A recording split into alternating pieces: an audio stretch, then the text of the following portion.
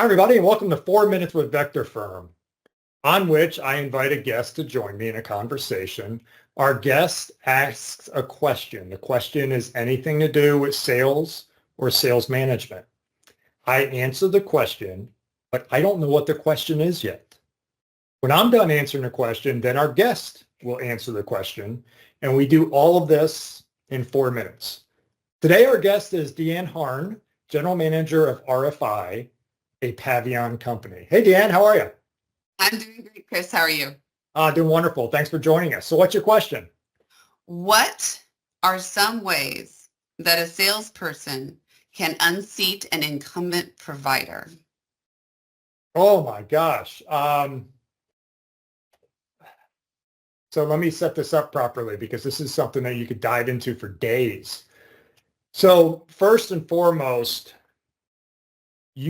it's easier today than it's ever been. That's the thing people need to understand. We're taking over less accounts today, yet it's easier than it's ever been because we have these end user customers have access to us through social media, through events, so much access that we have to them. And the personal one-on-one relationships aren't quite as deep as they used to be. So it's easier today than it's ever been, but we're not doing it. So how do we do it?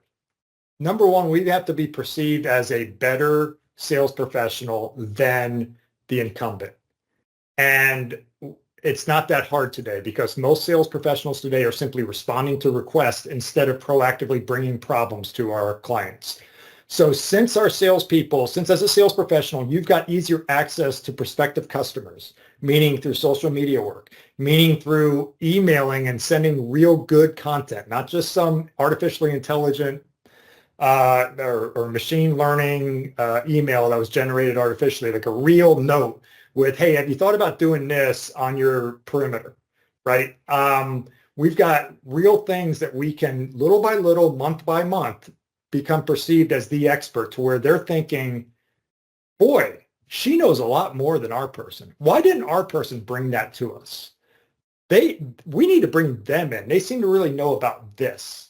And by the way, all of the end user customers right now are thinking about this, thinking about how do we utilize artificial intelligence, thinking about how do we utilize the cloud, thinking about how are we cyber hardened. They're thinking about all these things that they need.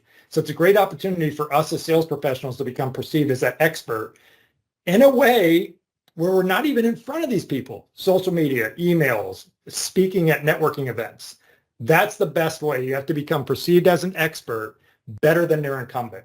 I've only given you 1 minute. I'm sorry, Deanne, but you got 1 minute to answer it yourself. That's a great question. Okay, that's okay. So when I was talking to some of my salespeople about this, really where they were coming from was building the relationship, making sure that they're a subject matter expert and perceived that way, but also a real person.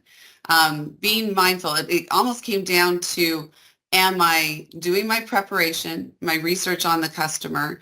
Do I know what their prior integrators, who they were, what did they do?